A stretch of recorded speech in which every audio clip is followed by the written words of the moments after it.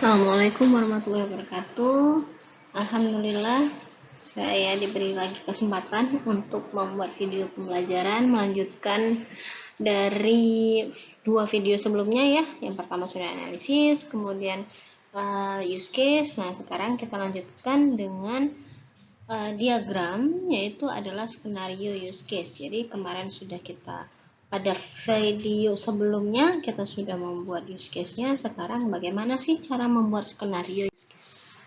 Nah, jadi di sini saya merunut aja dari use case yang sudah dibuat pada video sebelumnya. Ini adalah use case-nya. Sekarang setiap use case ini akan dibuat ya menjadi skenario.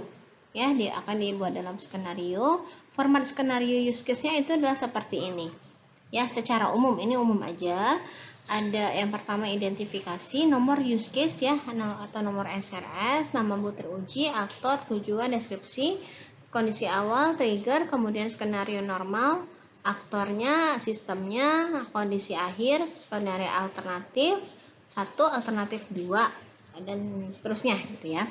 Nah, jadi setiap use case di sini ya, setiap use case di sini akan menjadi atau dibuat skenario-nya.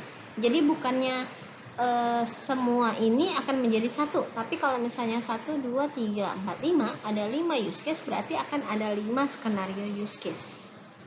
Begitu. Nah, sekarang saya jelaskan sedikit dulu mengenai format skenario use case-nya. Ini nomor use case-nya, jadi setiap use case ini akan diberi penomoran sama seperti yang functional tadi ya, functional yang di pertama itu kan ada nomornya. Nah, di sini juga akan menomorkan karena nanti akan dirunut di akhir, di tahap akhir sekali itu akan dirunut mulai dari functional menjadi use case-nya yang mana aja, kemudian nanti dan seterusnya ya menjadi use case, activity dan lain-lain. Itu akan ada penomoran. Makanya di sini kita kasih nomor. Misalnya UC gitu ya, UC 001 misalnya kayak gitu. Boleh terserah bebas penomorannya.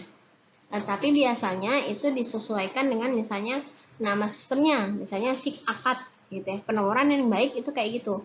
SIG akad ya, SIG akad underscore misalnya UC 001. Oh, berarti use case diagram yang satu untuk sistem informasi akademik kayak gitu. Ya, ada nama nama sistemnya. Nah, jadi di sini nama butir ujinya, nama use case-nya misalnya contohnya registrasi gitu ya.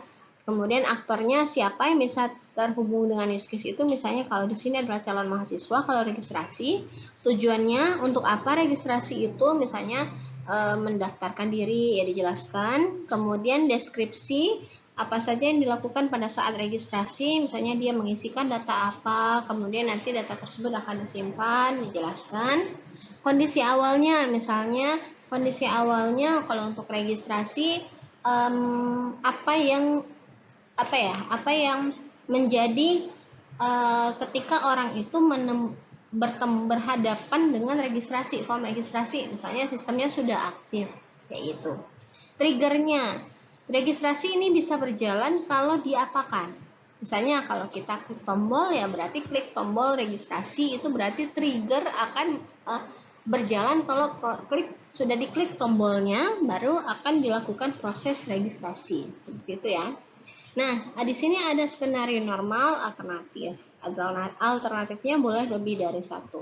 Jadi maksud di sini skenario normal itu apa? Skenario yang benar. Ya, bisa dibilang benar. Bukannya yang alternatif salah, bukan. Jadi kalau normal itu kalau anggap aja nih registrasi itu berhasil. Kalau berhasil misalnya data-data yang diinputkan benar, kemudian prosesnya berhasil, sudah sampai tersimpan ke dalam database misalnya. Kalau alternatif misalnya, kalau alternatif itu misalnya orangnya iseng, dia masukin data-datanya tidak sesuai dengan format yang ditentukan pada saat registrasi. Maka keluarannya apa? Misalnya mengeluarkan pesan kesalahan. Nah, itu termasuk ke dalam alternatif.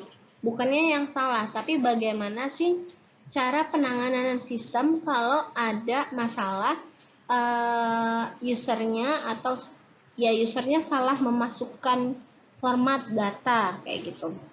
Ini penanganannya ya. Misalnya kalau misalnya dia salah masukkan huruf jadi angka misalnya, yaitu bagaimana penanganannya. Terus misalnya alternatifnya boleh lebih dari satu. Dan juga di sini kondisi awalnya selalu sama, karena di awal memang selalu sama, tapi kondisi akhirnya beda. Kalau normal misalnya dia berhasil tersimpan, tapi kalau alternatif dia misalnya yang gagal tadi ya ngasih pesan peringatan. Ini ya secara umum format skenario use case. Oke, nah sekarang saya contohkan nih, misalnya saya ambil contoh yang login. Tadi ada use case login. Nomornya 01, saya buat 01 aja, login, kemudian proses untuk autentikasi, menggambarkan proses autentikasi calon mahasiswa. Setelah mendapatkan kondisi awalnya ya, dia sudah melakukan registrasi. Ya kalau belum melakukan registrasi nggak bisa. Nah itu adalah kondisi awal. Kemudian triggernya memasukkan username sama password.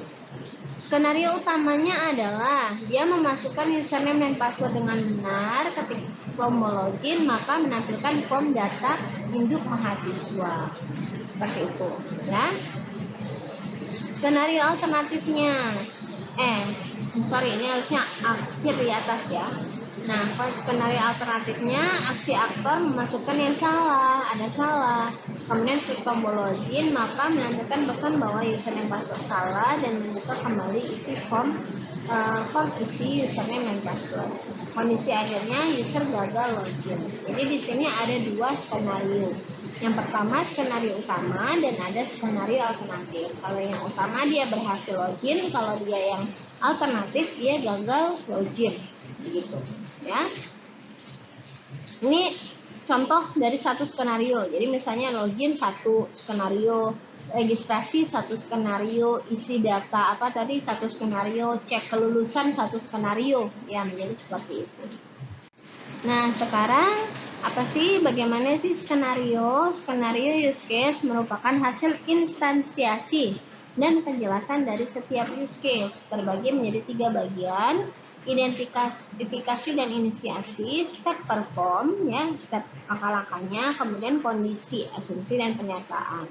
Ada beberapa komponen, tadi sudah saya jelaskan secara singkat juga, bahwa ada name, nama ya, nama dari use case, aktor yang terlibat, goal atau tujuan, menjelaskan apa yang aktor coba untuk dapatkan, precondition atau kondisi awal sebelum use case dijalankan, summary atau kondisi akhir ya, singkat tentang deskripsi informal dan sesuai use case, related use case, jadi ada hubungannya, daftar hubungan. Kemudian step, ada langkah-langkahnya tadi 1, 2, 3 gitu. Nah iya, langkah-langkahnya harus runut ya.